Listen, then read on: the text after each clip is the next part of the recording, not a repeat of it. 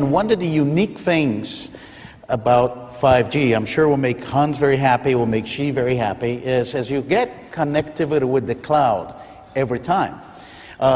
One of the data that we have seen in phones, you see phones going up in price. I think it broke new ceilings with certain models, but there you see increase of onboard memory, flash going from 64 gig to 128 to 156, and is increasing the bill of materials and the price of the phone. Well, when 5G happens, you reverse that trend. You don't need that much memory in the phone.